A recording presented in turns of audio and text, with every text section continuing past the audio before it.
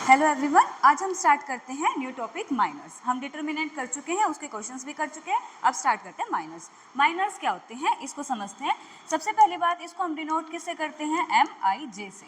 जो I होता है वो क्या होता है हमारे पास? रो नंबर होता है, और जो J होता है वो क्या होता है हमारे पास? कॉलम नंबर होता है। तो हम इसको एक एग्जाम्पल से समझते हैं। हमने कोई मैट्रिक्स मानी A 1 2 3 4। अब माइनर्स निकालने, यानी सबसे पहले M11 निकालना है। M11 यानी कि फर्स्ट रो फर्स्ट कॉलम, इसके लिए माइनर निकालना है। तो हम क्या करते हैं? इस रो को भी डिलीट कर देते हैं, इसको भी खत्म कर देते हैं। तो क्या बचता है हमारे पास? 4। तो माइनर क्या आ गया हमारे पास? M11 4 हो गया। ऐसे ही सिमिलरली हमको M12 निकालना है। 12 यानी कि ये वाला एलिमेंट, तो ये रो खत्म, ये वाली कॉलम खत्म। क्या बच जाएगा हमारे पास? 3 आ जाएगा। ऐसे ही हम क्या निकालते हैं? M21 निकालते हैं। M21 यानी इस 3 के लिए ये वाली रो खत्म, ये कॉलम खत्म। तो क्या बचेगा हमारे पास? 4। ऐसे ही M22 यानी इस 4 की बात करेंगे, ये कॉलम खत्म, ये रो खत्म। क्या आ जाएगा? 1 आ जाएगा। इसको क्या कहते हैं? माइनर्स कहते हैं। ये तो था 2 क्रॉस 2 के लिए। अब हम करते हैं 3 क्रॉस 3 के लिए माइनर्स निकाल देते हैं। कि हमारे पास कोई भी एक मैट्रिक्स है 1 2 3 4 5 0 1 2 3, ये दिया हुआ है हमारे पास। हमको अभी माइनर्स कितने निकलेंगे? हमारे पास 9 माइनर्स निकलेंगे। कौन कौन से? M11 M12 M13 M21 M22 M23 M31 M32 M33, ये सारे निकलेंगे। इसको देखते हैं कैसे। M11 यानी कि इसकी बात करते हैं, यानी कि ये वाली रो खत्म, ये वाली कॉलम खत्म। हमारे पास क्या बच जाएगा? 5 2 0 8। इसमें हमको क्या करना होता है? 1 को नहीं लेना होता है। जैसे हम डिटर्मिनेंट में लेते हैं, लेकिन माइनर्स में हमको 1 लेने की जरूरत नहीं है। तो इसको सोल्व करो, कितना हो गया? 40 माइनस का 0, डेट इज 14। आगे M12 की टर्न आती है। M12 यानी कि ये वाला एलिमेंट, यानी ये वाली रो खत्म, ये कॉलम खत्म। क्या आ जाएगा हमारे पास? 4 1 0 8, यानी कि 4 8 जा 32, और ये माइनस का 0, इतना आ गया 32 आ गया। ऐसे ही हम निकालेंगे M13 यानी कि ये वाला 3 वाला एलिमेंट, ये रो खत्म, ये कॉलम खत्म। 4 1 5 2, 4 2 जा 8, जैसे डिटर्मिनेंट 2 क्रॉस 2 का सोल्व करते हैं वैसे ही सोल्व करते हैं। 4 2 जा 8 और 5 1 जा 5, यहाँ पर कितना? 3 आ गया। ऐसे सिमिलरली हम क्या निकालते हैं? M21 यानी कि इस 4 की बात करेंगे, ये वाली रो खत्म, ये वाली कॉलम खत्म। तो क्या आ जाएगा? 2 2 3 8, ये वाली रो खत्म, ये वाली कॉलम खत्म, रो खत्म, ये वाली कॉलम। तो 2 2 3 8 2 2 3 8। अब वापस से 2 8 जा 16 माइनस का 6, दैट इज 10 हो गया। ऐसे ही हम क्या निकालते हैं? और सारी चीज़ें निकाल लेंगे। ऐसे आगे हम निकालते क्या है? M22 निकालते हैं। M22 यानी कि इस वाले एलिमेंट की बात करेंगे, तो क्या आ जाएगा? 1 1 3 8, तो 8 माइनस का 3, दैट इज 5 हो गया हमारे पास। ऐसे ही M23 की बात करेंगे, यानी ये वाला 0 है, इसको खत्म, ये वाली खत्म। तो 1 1 2 2 1 1 2 2, कितना आ जाएगा? 2 माइनस का 2, 0 आ गया आंसर हमारे पास। ये तो हमने निकाले। अब क्या रहेगी? थर्ड रो रहेगी। यहाँ से करते हैं।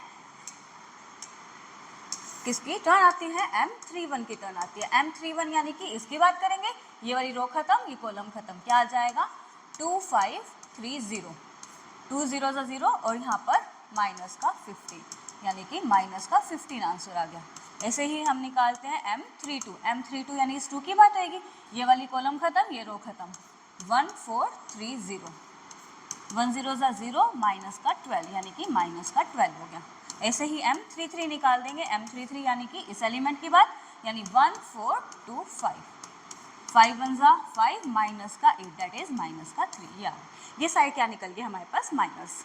डन। 2 क्रॉस 2 के लिए भी माइनस सीख लिए, और हमने 3 क्रॉस 3 के लिए भी सीख लिए। अब नेक्स्ट टॉपिक आता है हमारा कोफैक्टर्स। कोफैक्टर्स क्या होते हैं? कोफैक्टर्स को हम डिनोट करते हैं कैपिटल AIJ से। वही I और J तो वापस से रो नंबर और कॉलम नंबर है। इसको एक CIJ से भी डिनोट कर देते हैं। नॉर्मली हम AIJ का यूज़ करेंगे। अब क्या होता है हमारे पास? कोफैक्टर होते हैं -1 की पावर I प्लस J और MIJ। यानी जो कोफैक्टर होते हैं वो क्या होते हैं? -1 की power number of row plus number of column add कर देना। अब जैसे एक बार देखते हैं, A11 यानी -1 की पावर 1 + 1 M11, यहाँ पर 1 + 1 2, नेगेटिव की पावर इवन है, तो रिजल्ट क्या आ जाएगा? M11। मतलब जब जब i प्लस जे का रिजल्ट पॉजिटिव है तो कोफैक्टर और माइनस इक्वल है, लेकिन जब जब हमारे पास i प्लस जे का रिजल्ट ओड है तब तब कोफैक्टर जो है वो नेगेटिव ऑफ माइनस है। सिंपल है ये वाली बात। तो इसको एक एग्जांपल से और करते हैं, पहले 2 क्रॉस 2 के लिए करते हैं, 1 2 3 4, वही सेम। माइनस क्या निकाले थे, m11 क्या आएगा हमारे पास, इसको 4 आ जाएगा, m12 कितना आ जाएगा हमारे पास, 3 आ जाएगा, m21 कितना आ जाएगा हमारे पास, 2 आ जाएगा, m22 कितना आ जाएगा, 1 आ जाएगा। ये तो हमारे पास क्या है, माइनस है, ये ना m11 यानी कि ये रो खत्म, फर्स्ट रो खत्म, फर्स्ट कॉलम 4 आ गया, m12 यानी कि फर्स्ट रो खत्म, सेकंड कॉलम खत्म, m21 यानी सेकंड रो खत्म, फर्स्ट कॉलम खत्म, तो 4 कितना रिजल्ट आ जाएगा हमारे पास, 2 आ जाएगा। ऐसे ही m22 निकाल रहे हैं तो अपने पास सेकंड रो सेकंड कॉलम खत्म, 1 आ जाएगा। अब निकालते क्या है, हम कोफैक्टर्स निकालते हैं। कोफैक्टर यानी पहले C11 या फिर हम A11 निकालते हैं, यानी -1 की पावर 1 + 1 m11, यानी -1 की पावर तो 2 होगी, m11 यानी कि 1 इंटू में m11, यानी कि m11 कितना था, 4, A11 किसके इक्वल आ गया, 4 के। देखो सम इसका क्या था, इवन था, तो हमारे पास कोफैक्टर जो है वो माइनर के इक्वल आ गया। ऐसे ही A12 की बात करें, इन दोनों का सम कितना, ओड आएगा, तो नेगेटिव ऑफ माइनर यानी माइनस का 3। ऐसे ही A21 2 + 1 3, नेगेटिव माइनस का 2, m22 पॉजिटिव हो जाएगा, 1 की पावर 4 पॉजिटिव हो जाएगा, यहाँ पर कितना, 1 आ जाएगा।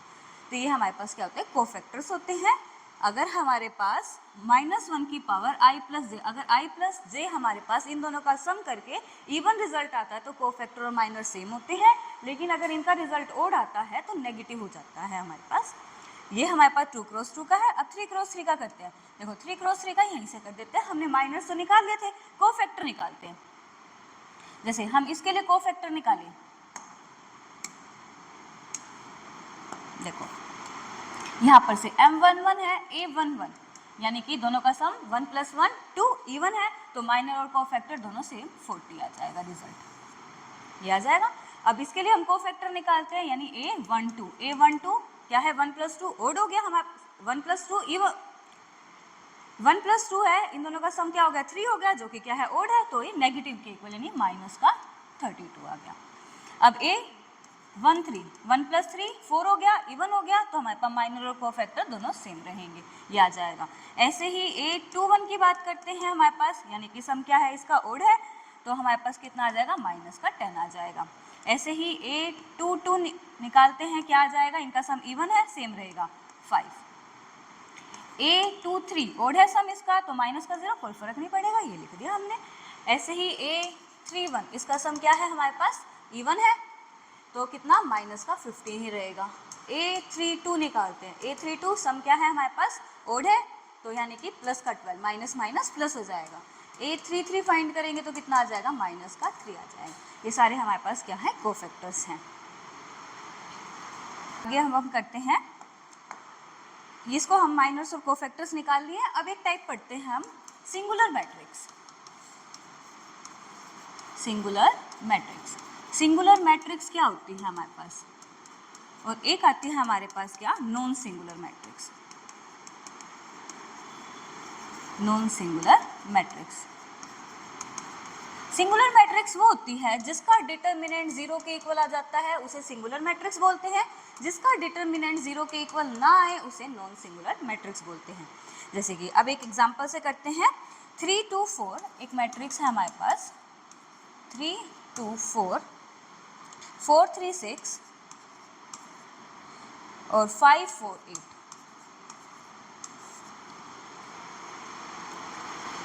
हमारे पास ये मैट्रिक्स है। अब ये कहता है कि ये singular, is this matrix is singular और नॉट, सिंगुलर है या नहीं है। सिंगुलर बताने के लिए हम क्या कहते हैं, डिटर्मिनेंट ऑफ ए का रिजल्ट 0 आएगा तो ये सिंगुलर हो जाएगी, अगर नहीं आएगा तो नॉन सिंगुलर। तो चलो इसका डिटर्मिनेंट फाइंड करते हैं।